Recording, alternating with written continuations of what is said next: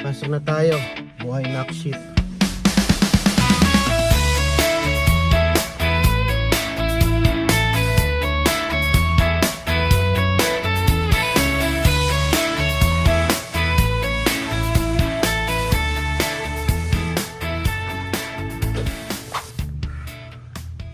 Kailangan natin maghilamos mga pap. Time check is 3 o'clock AM ng madaling araw. So antok na ako. Kaya naghilamos ako para magising-gising tayo, no? Hindi na tumatalab yung kape sa atin. So yun, 4 o'clock, umpisa ako na mag-rounds. Time check is 3 AM, so 1 hour na lang. So let's go. Tapos yun.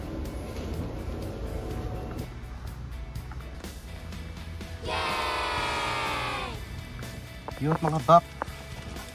Time check is 6:06 ng umaga. Maliwanag na mga bap. So ayan, uwi na tayo mga baps. Dito nga pala tayo nag-duty ngayon sa hospital site sa transitional care unit. Diba talaga sa hospital setting, no mga bap? Pagka doon sa SNP tayo naka-duty sa long term sa skilled nursing facility, bugbog yung katawan ko doon. Pero dito sa transitional care unit, since 10 lang yung ating patients, iba yung ano, no, hindi masyadong bugbog yung katawan natin. Kaya iba pa rin talaga mga baps sa hospital, ano, sa hospital setting compare sa SNP. Or sa mga hindi nakakaalam, yung SNP is yung ano, skilled nursing facility. Kasi ang regular na ano namin sa SNP dito sa kabila is 17 residents mga bab. 17. Yun ang regular na pasyente namin, no? Bawat CNA. Kung may magko-call in, mag-a-absent, mag-a-adds yun. Mag-a-add ng, dahil i-divide yung ano, yung dapat dun sa tao na nag-absent. So magiging 24 to 25 residents kami bawat isang CNA. Kaya napakalaking diferensya talaga sa ganito sa hospital setting. Kaya iba yung ano, iba yung pakiramdam mga paps pagka dito ako naka-duty compare dito sa SNP talaga. Sa SNP bugbog ang katawan mo. Kahit sabihin mong slow kasi nga ano, long term. Pero pag naman time na talagang ano, may time na talagang demanding din sila, needy rin sila, ano. Tapos yung dami noon, sobrang dami, 17. Pag may nag-call in pa, magiging 25 pa yung ano mo, patient mo. Sobrang sakit sa katawan. Dahil mo pa yung nag-gym mga paps, gano'n ng ano, no. Well anyways, at least first night natin dito tayo naka-duty sa transition care unit. Hindi ko alam mamayang gabi kung saan na naman tayo dadalhin. Ayan, sa mga di nga pala nakakaalam, sa mga bago lang sa channel natin,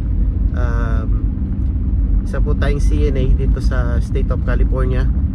Nagtatrabaho tayo dito sa may hospital district. So pero itong hospital na ito is meron siyang sariling nursing and rehab. Ayun. So kaming mga CNA is nandun kami sa nursing and rehab. Tapos pinupull out lang kami, niro-rotate lang kami dito sa transition care unit, dito nga sa hospital site kapag kailangan.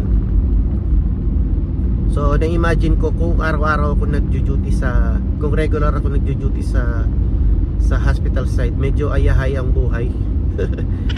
hindi ganun kasakit sa katawan mga bab. So comment down below nga mga bab yung mga nagtatrabaho na sa ano, sa hospital setting. Ano ba? Tapos mas easy nga ba compare sa skilled nursing facility? Kasi tayo, ako kasi may experience ako ng nurse assistant sa Pilipinas sa hospital, pero dito wala pa. So yeah, wala akong idea kung paano.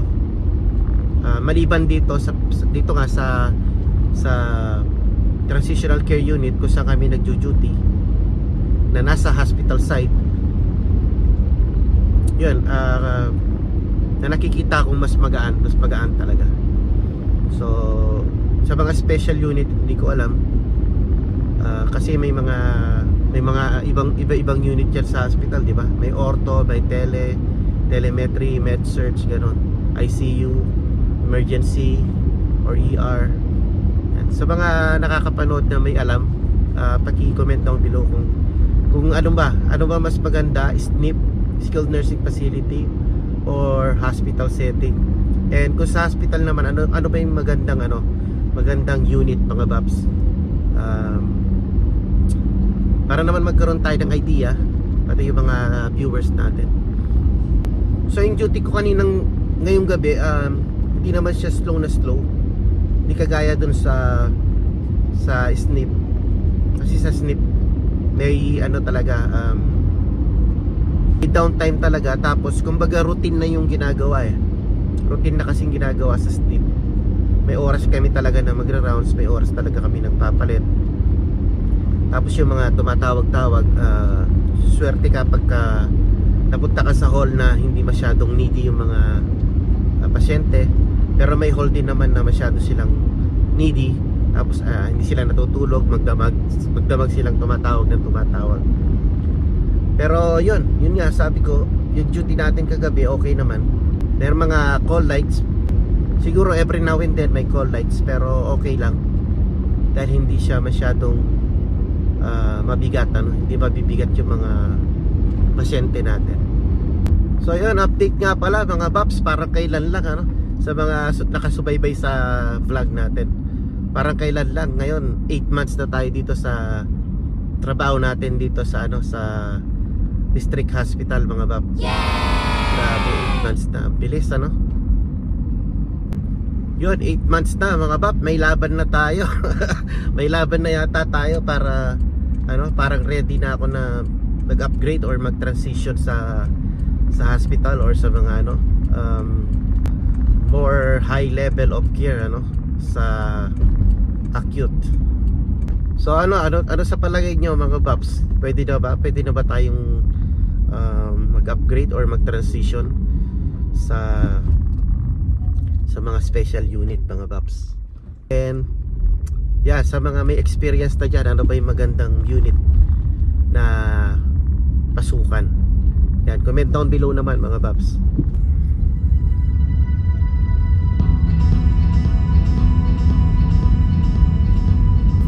Ang aga ng ngayon, mga Babs, maaga ng lumiliwanag. 6:15 pa lang maliwanag na. Yan ang senyales na malapit na yung summer, mga Babs. Pero pag winter, alas 9 na, madilim pa rin.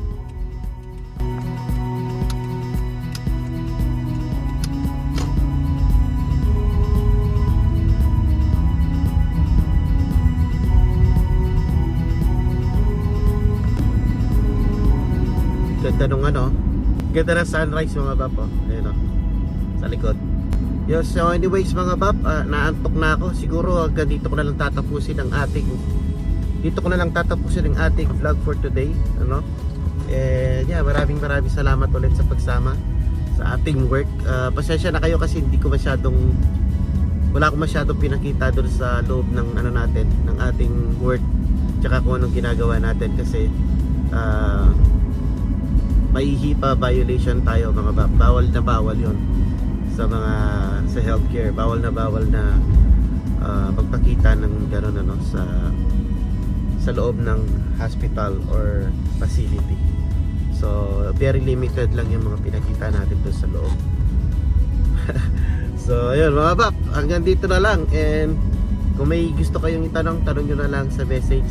And yeah, i-PM nyo ako para ma-explain ko sa iyo kung ano yung mga gusto nyong malaman. Anyways, hanggang dito lang, and thank you very much mga nanood. Bawag na yung boses ko kasi ganyan talaga pag puyat, mga Babs. Yan ang epekto ng puyat. So yeah, hanggang dito na lang, mga Babs. Sa mga di pa nag-subscribe, please subscribe. And yun, dito na lang talaga, hindi na gumagana ang utak ko. Naantok na ako. Okay, good night, mga Babs, and see you in the next vlog. Peace.